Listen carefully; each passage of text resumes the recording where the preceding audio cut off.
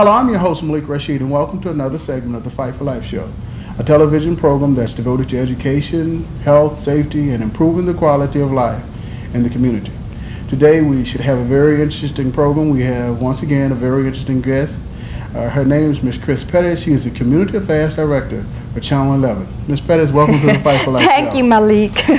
Chris, I've known you for some time. As a matter of fact, I've known you for about 5 or 6 years, and you've always been involved in assisting others. And tell us, how long have you actually been with Channel 11? Well, actually, with Channel 11, I've been with them for about 6.5 years. 6 years full-time, about 6 months part-time, and what happened is I started doing a bilingual community calendar for them. In like October of '85, and obviously they were impressed because I got hired on. I come from a public relations background, and with, of course, in public relations you have a lot of connections in the community. So that's how I knew. But I think I want to talk a little bit about how we met. Right. Well, that was great. And actually it was exactly with Fight for Life. That's true. We used to have a basketball team, and Malik called and said, you know, we're trying to have a fundraiser with my kids over here, and do you have a basketball team? Well, of course, our team thought they were fantastic. I mean, they thought they were good. Little teenage boys, oh yeah, we got it made. Well, your team swapped. Yeah, I remember it was that. hilarious. Yeah, it sure was. It was fantastic. We beat you all by 41 points. But you know something? It was the cause. We called it the Hoop for Hope Classic. But it was great because we were able to, we had a food drive, and we were able to donate all of that food to the Star of Hope and Mission, and we generated a lot of money for our organization because Fiesta came in as a major sponsor, and we had a real nice time. But it was the cause. It was a great cause, and we can never thank you all enough for assisting us and allowing us to beat you.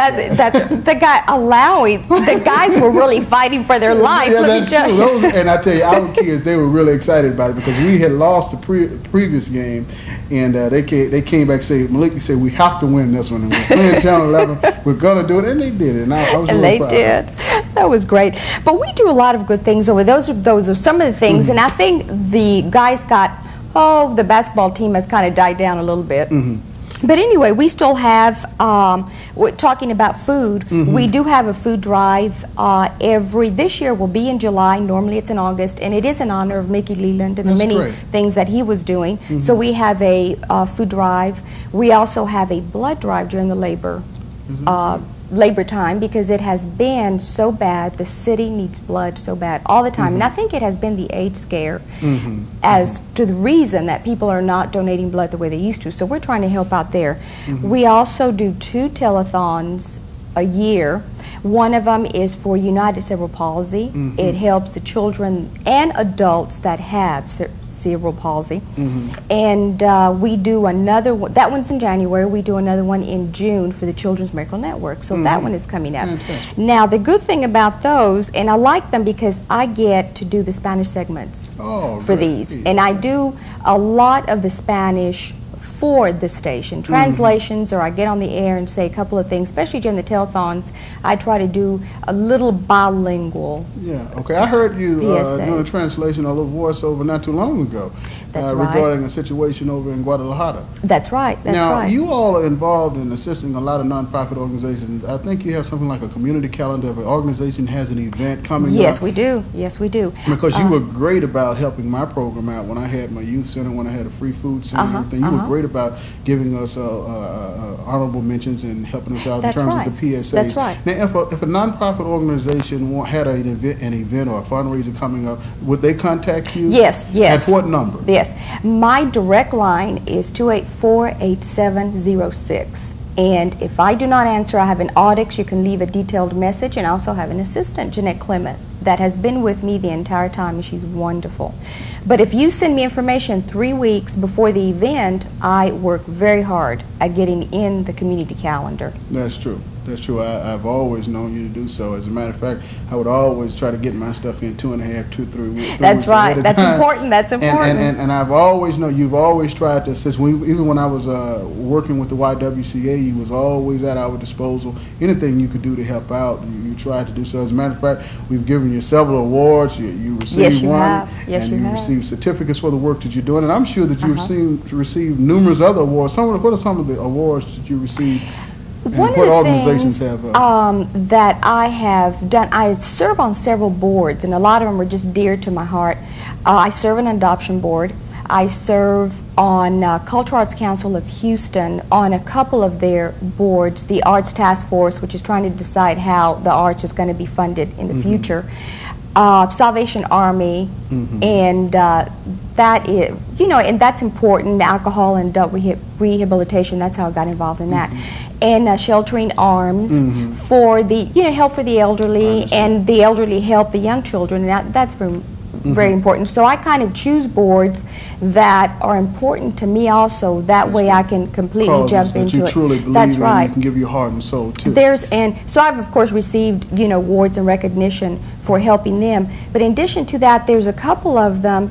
Like the Lupus Foundation, I realized that no one would air, for some reason no one was airing their public service announcements about 3 years ago. So I started airing them, and I had no idea it was that important to them until they had a luncheon, and then they gave me an award at the luncheon.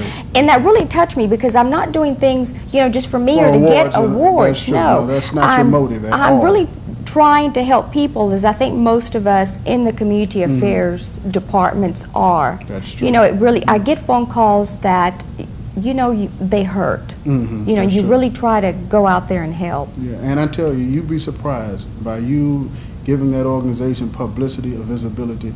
It really makes a difference, and not only the lives of those that are working with that organization, but also the people that those organizations are actually serving. Right, that's true. And you'd be surprised the joy that it brings to their lives. And Chris, I tell you, you know, we can never thank you enough for the work you're doing. But there's one thing I have to ask you. Being a Hispanic, being a female, and you've been in the industry a little while now, how difficult was it for you to actually break into television? And what are some of the obstacles that other young ladies coming up will be faced with? And what advice would you give to them? Oh boy, that's a tough one. In many ways, you know, it's a lot of course, education is number one. I would like to advise, especially if you're Hispanic, to maintain your Spanish language. If you're not, learn it. Especially for the Houston area, that's going to be very, very important. I mean, Spanish is, to be bilingual, trilingual, whatever, is very important. And the education just goes without saying, because I think for us, for minorities, we just have to be more educated, more astute, more well-rounded than anybody else does. I agree with you. And don't give up. That's right. It's a continuous battle. Do not give up. If somebody says no the first time, try another avenue. That's what you always do. What I've always done. I was telling a guy, I will never stop. I will continue to step. You know, and I think that's what it's all about. I think you should try to use your ingenuity. You must be creative, and don't sit back and whine, but find a courageous and creative way to win. That's right. And I think you'll be successful in life. Well, Ms. Pettis, we want to thank you once again for coming on the Fight for Life show, and we can never thank you enough. And we want you to keep up the good work. And on behalf of Ms. Chris Pettis, and also on behalf of the Fight for Life show, we would like to encourage you always to remember that it is always better to help give people hope than to hope they never help, because with hope, people can truly rise to the top of the heap. Thank you for watching the show. Have a nice day. Once again, great.